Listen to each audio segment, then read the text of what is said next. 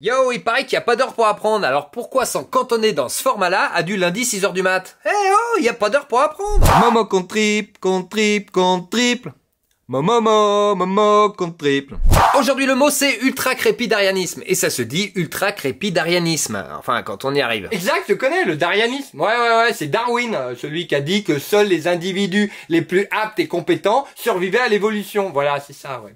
C'est glauque, hein, c'est crépi, ouais, mais heureusement ça s'applique pas à l'homme. Ah ben non, hein, on peut être inapte socialement, inapte physiquement, inapte intellectuellement et avoir tout de même plein de beaux enfants. Enfin, plein d'enfants, tout du moins. Bah sinon, c'est ultra crépi, le darianisme. Et à défaut d'être une bonne définition, c'est un bon exemple. L'ultra-crépidarianisme, c'est un comportement consistant à donner son avis sur des sujets à propos desquels on n'a aucune compétence. Ah ouais, comme les hommes politiques quand ils parlent de chômage, ou comme les hommes politiques quand ils parlent de niveau de vie des Français.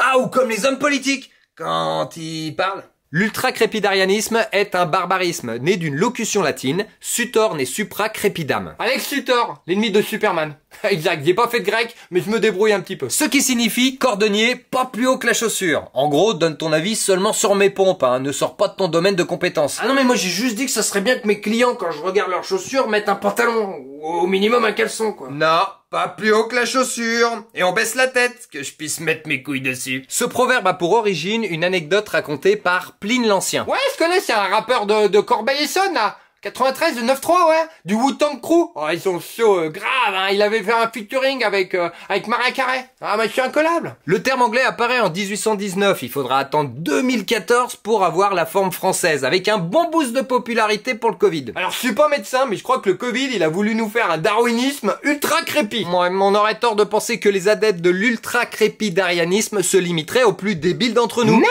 Même si évidemment c'est plus facile de repérer quelqu'un qui auto-surévalue ses compétences quand il en a quasiment aucune, hein, voire même qu'il est un peu limité. Toujours plus loin, plus haut, plus loin, jusqu'au bout de l'extrême limite. Sidney Bechet. Mais là, c'était la version de Plastique Bertrand. C'est une question de surconfiance en soi, d'ego. C'est même pour ça qu'on en trouve pas mal dans les métiers où la flatterie est de mise et la remise en question démise. Arthur Rimbaud de Laine.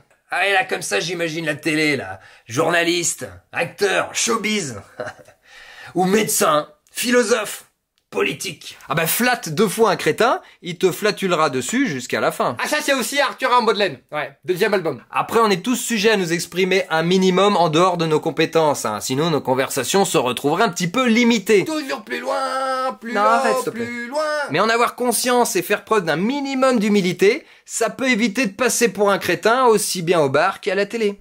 Ce mot compte triple faisait écho à 2 de mes dernières vidéos, comme ça, la boucle est bouclée. Tel l'ouroboros de mes pensées. Arthur Rimbaud de Laine, la 4, featuring Cortex les pyramides.